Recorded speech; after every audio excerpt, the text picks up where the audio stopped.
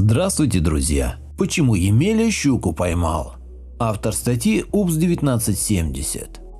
Да, действительно, почему же именно ее, ни карася, ни окуня, ни стерлядь наконец? Но в названии статьи не один, а два вопроса. И первый из них – почему именно Емеля? Давайте поразмышляем над этим. Жил-был лентяй, толком не работал, неохота ему, видите ли, дерзил и грубил, невзирая на авторитеты. Будь ты хоть генерал, хоть царь, ему все одно. А вот поди ж ты, и армию вражескую победил, и царевну в жены заполучил. Надо же ж было такому случиться, что именно этому лежебоке нечесанному вон как подфартило. Какой непедагогичный пример для подрастающего поколения. А может, все дело в случае? Что ж, может и так. А что такое случай? Это значит случа или из луча. Стало быть, удачно попал под благое излучение.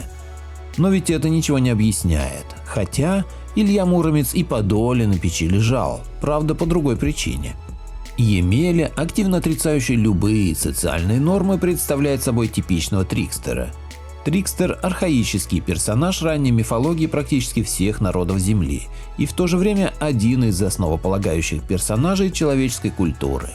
Он отличается лукавством, импульсивностью, способностью к перевоплощению, выступает и творцом, и разрушителем, бывает обманщиком и жертвой обмана.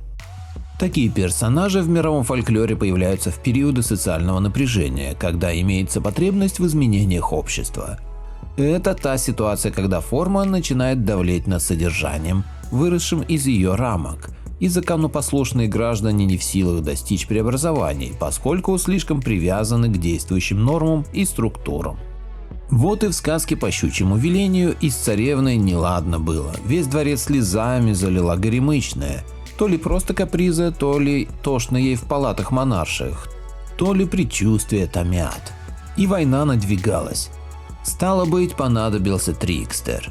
Но Емеля в этом качестве ведет себя не так, как Иван-царевич, и за 3-9 земель не отправился, и со Змеем Горынычем не сразился, а успехи и подвиги его свершились благодаря говорящей щуке.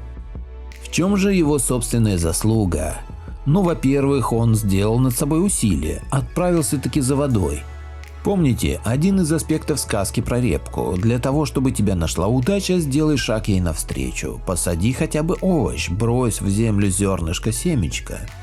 Во-вторых, он поймал щуку, она не сама к нему в ведро забралась. В-третьих, он сделал выбор между вариантами решения: съесть рыбу на обед или отпустить, поверив, то есть рискнуть. Вот теперь в самую пору поговорить о щуке. Эта рыбина присутствует во многих мифологиях народов мира, но об этом лучше побеседовать отдельно. А сейчас достаточно будет рассмотреть несколько аспектов символического значения ее в русской традиции. Щука символизировала древнейшего первопредка. Ее изображение либо высушенную челюсть издревле использовали в качестве оберега. Значит, можно говорить о помощи, пришедшей к Емеле от предков. Но за какие заслуги? Давайте заглянем в словарь смыслов русского языка и прочитаем.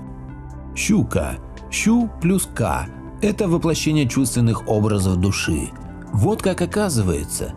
Душа у Емели заговорила, потому и действия его, пусть под флером бравады, обрели смысл. А стало быть и силу.